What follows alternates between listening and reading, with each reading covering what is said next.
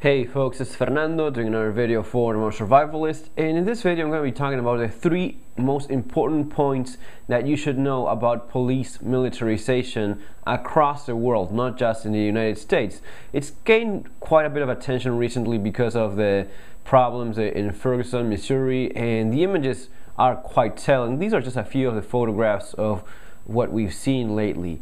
And the 3 points I'm going to be addressing are going to be illustrating a very clear picture, I believe. So if you have the time, please stick around, because this is the kind of thing that's going to be affecting you in the long run. It's affecting people right now, but if we don't understand what's going on, if we don't understand why this is wrong, why you shouldn't be seeing these kind of things on the streets, then it will just keep getting worse. And stick around, watch this video, and understand exactly what I mean by worse. So basically 3 aspects that you have to keep in mind. The first aspect to keep in mind is regarding the police officer, or in this case the National Guard, which, as you probably see, is getting harder and harder to tell the difference. It's more about police officers looking more like military, using military clothes, tactics, again, looking a little bit less like this and looking a little bit more like this as time goes by. All right, and it used to be that a police officer addressing rioting problems would have his bulletproof vest on. He would have a shotgun like that with less than lethal ammunition, maybe gas cans, tear gas to be deployed if needed. But it wasn't the point of militarization that we've seen in recent years. And in terms of the first aspect that you should understand is from the police officer's perspective, from the person in uniform perspective. Several things happen when you dress a person a certain way.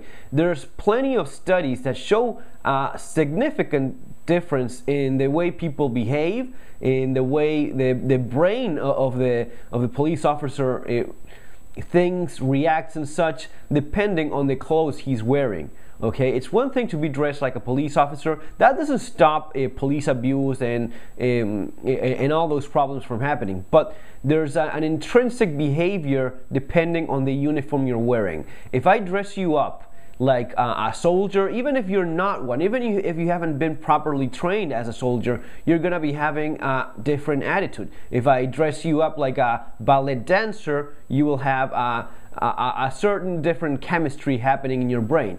That is also true in regards to police militarization. The more police officers dressed like military personnel, the more they're going to be behaving like military personnel. Keep in mind as well, guys, that a lot of the police officers are in fact former military personnel. Lots of the police officers have some kind of military experience, have been to Iraq, have been to the Middle East, have been participating in different military conflicts. So they're really not strangers to what the military life is all about. But this kind of thing happening in your streets, it really has no place. You shouldn't be seeing police officers dressed up in military gear, carrying military type weapons, and behaving in military type of attitude, having military behavior. We've seen plenty of police officers threatening the protesters, back off or I'll shoot your fucking brains off, that kind of thing.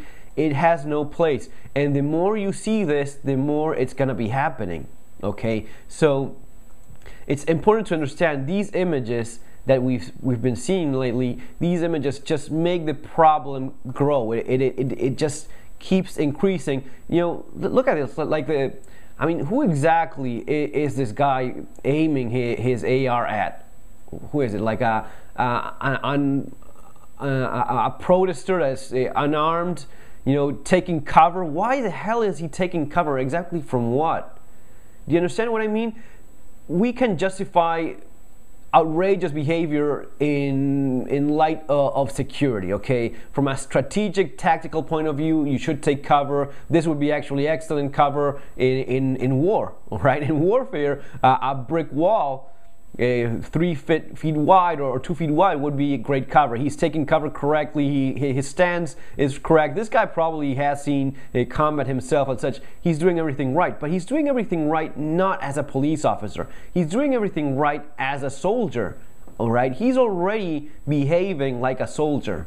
Okay, a police officer. These guys that you see here in the background, these are protesters that are unarmed. You cannot justify. I mean, you could probably go through these and find someone, a gang member, an armed gang member. Now, that does not justify militarization of police. It's simply not, it simply shouldn't justify that sort of thing. Completely different the way in which police officers prepare for rioting. You know, this is more like it. A police officer dressed in a police uniform with a shotgun with less than lethal ammunition. He has his radio. He probably has his sidearm so as to ensure his personal protection as well. He has his flex cuffs there, the gas mask. This is all correct police gear. This is what you should be seeing in a civilized society when there's rioting and protesting. Actually, to be honest, this protest wasn't really that violent at all. I mean, it was, by all accounts, a mostly peaceful demonstration against what is very much likely police excessive use of force, which was the killing of this Michael Brown guy. Okay, most likely that was what happened. And all these images, I know that some of you guys in the United States are kind of upset, some are ashamed that this is even happening. And yeah, I mean, I've lived with this kind of thing for many years. It's really shameful to see these images on the streets of your country. But at the same time, I will say it's much better to see people understand what's happening and making their voice heard. These folks should be there protesting against this kind of behavior by the police. The more you do this, the less it's going to be happening. The less you do it, the more you're going to be seeing this kind of attitude by the police. Okay, so basically wrapping up, the first aspect to keep in mind is the aspect of the police officer. The police officer, when he's dressed in uniform or in police uniform, he's going to be having a certain behavior, a certain attitude. When he has the uniform of a soldier, when he has the weaponry of a soldier, when he's applying soldier tactics, warfare tactics to a civilian environment in the United States, then things start changing. His mentality starts changing. Lots of things that maybe he had done in the past start kicking in, and he starts bringing to the civilian world lessons, attitudes, and ways of thinking that belong in the battlefield and should stay there and should not have a place in American towns, in American cities.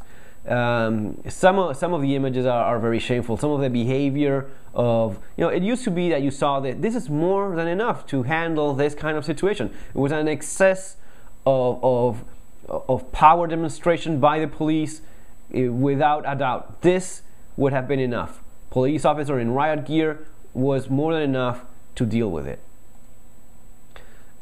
Completely out of control.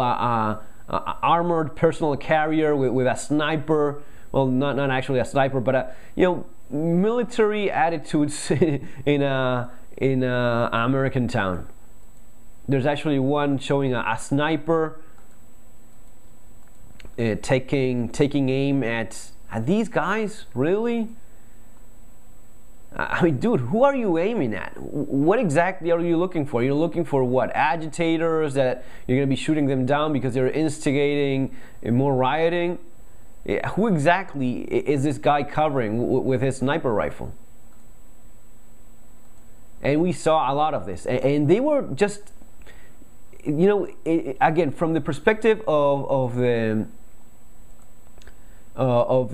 soldier, you don't even know what this guy is anymore. Is he a police officer? Yeah, it says police there, but it's actually acting like a soldier. His brain is already getting used to the idea of looking through this glass and aiming at Americans. Do you understand what I'm saying here? This guy, this police officer, is getting used to the idea of looking through his scope and taking aim and looking around at Americans, just a trigger pull away from blowing an American civilian head off, an American citizen's head off, just because there's a peaceful demonstration. By all accounts, it was a peaceful demonstration. There are some talks about some agitators coming from other places, from other towns even. You always have those, all right? But this was completely and 100% uncalled for. Now, the second aspect that you should keep in mind is that people get used to it, okay? We've talked already about the police officer behaving, acting, and getting used to thinking a certain way. Then it's people getting used to seeing this on the streets and complying. You know, you see the guy, you know, you could say that he's acting, you could say that he's trying to make a statement, you could say he's doing this for the camera, you could say lots of things, but that guy is on his knees surrounded by police officers pointing guns at him. That's at the end of the day what's happening here, all right? I don't know what that guy's history is. I don't know if he murdered 100 people last week or not, but this is what you're seeing. This is what you yourself are getting used to seeing in your streets, all right? The tear gas, the guys throwing the tear gas back at the police.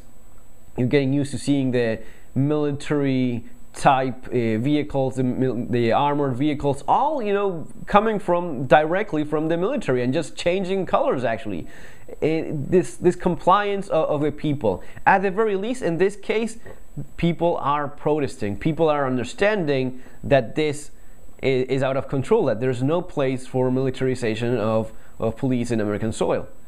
At the very least, they're understanding it. But the more you get used to seeing this, the more you get used to it, and it doesn't shock you anymore. When you lose the ability to get shocked by what you see, that's not good. Definitely not good. You start seeing things like these. Like this happened in Fort Worth, Texas.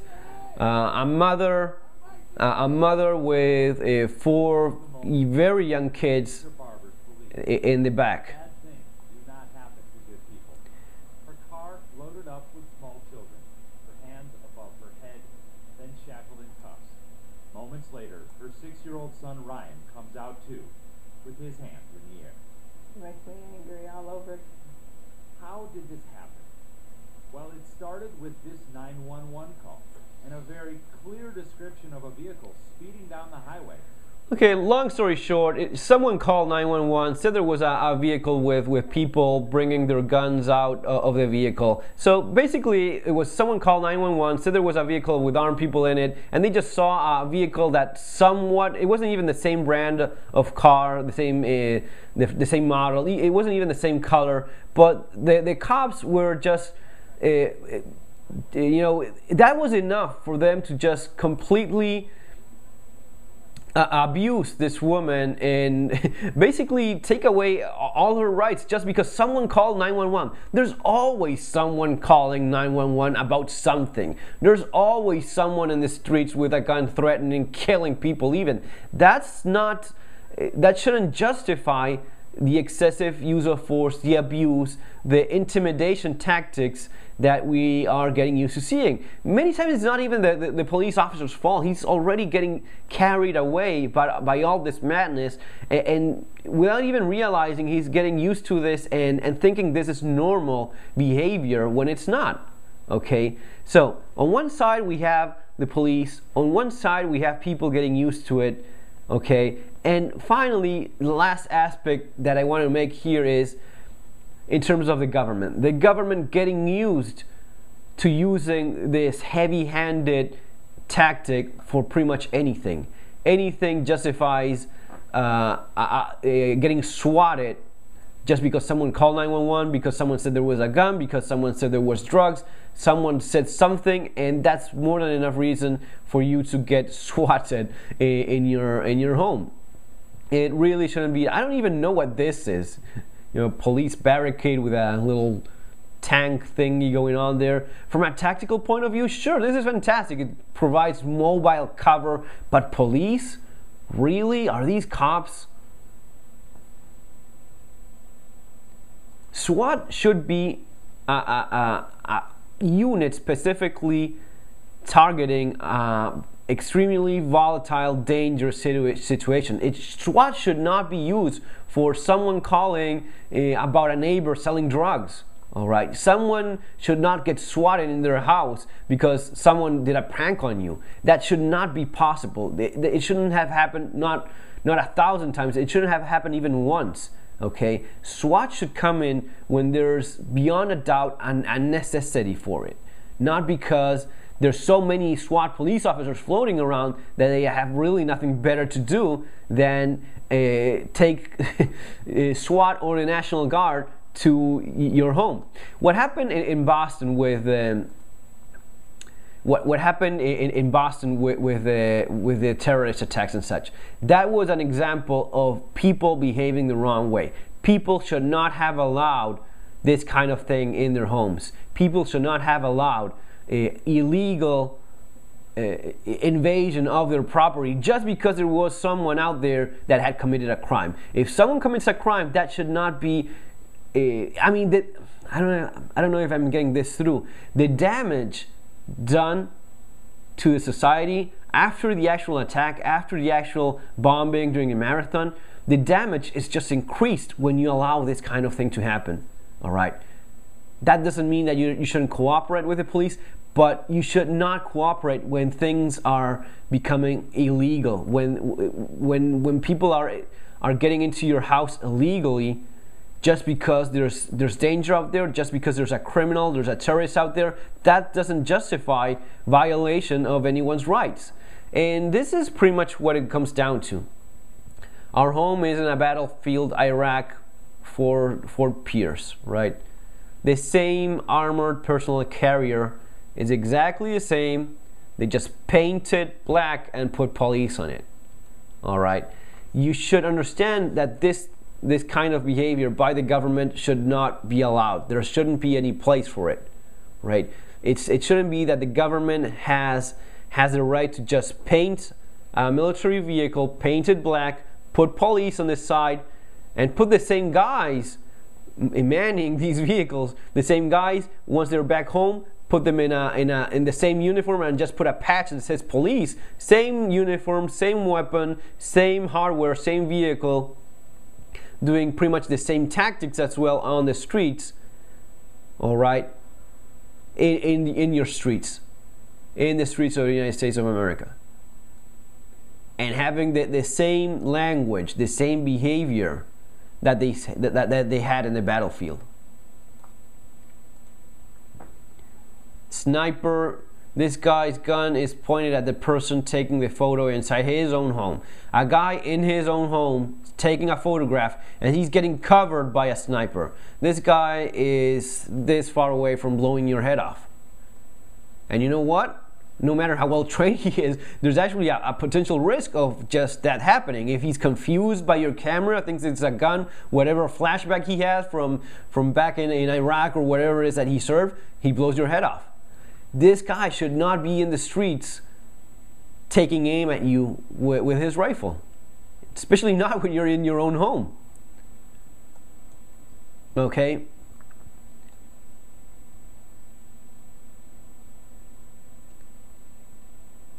It's something that should be protested against. It's something that you should be addressing your politicians about. It's something that you want to avoid it getting worse before it gets to this point. I mean, when did we reach the point where this was acceptable? It really has no place. All right. So understand these three basically. From the perspective of the police officer, from the perspective of you, the civilian population, getting used to these kind of things, and from the perspective of these guys getting used to, okay, we can do this, and it's very effective because we were saving lives. All right, you're saving lives doing what? Taking away people's freedom, taking away liberty. Is that a price you're willing to pay? Folks, that's all for now. Take care. Think about all these things. Subscribe to the channel. Thumbs up and share it if you think someone out there is willing to listen and understand. Have a great day. See you on our next video.